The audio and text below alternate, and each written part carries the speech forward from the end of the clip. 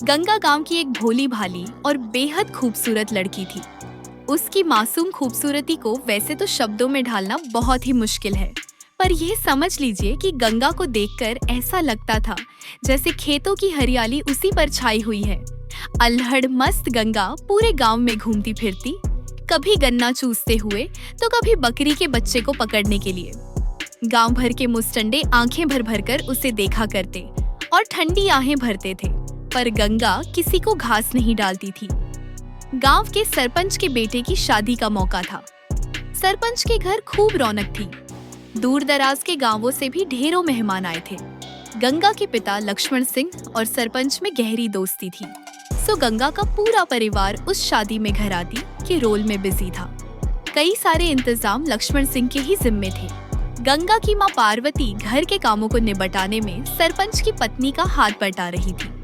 गंगा के लिए तो यह शादी जैसे कोई त्योहार, कोई उत्सव जैसी थी।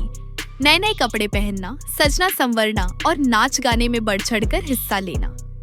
अरे ओ गंगा, कुछ काम भी कर लिया कर, सारा दिन यहाँ से वहाँ मटकती फिरती है।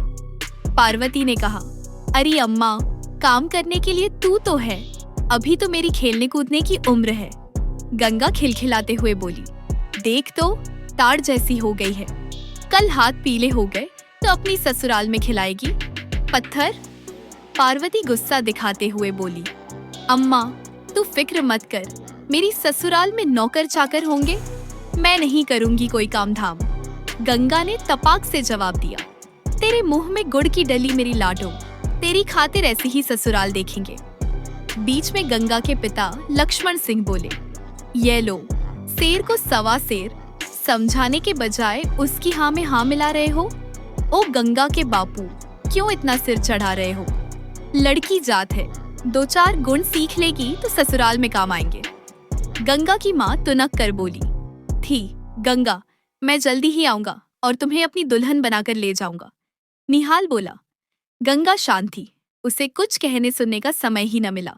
निहाल फुर्ती से कोठरी से बाहर निकल गया। गंगा पिघली जा रही थी।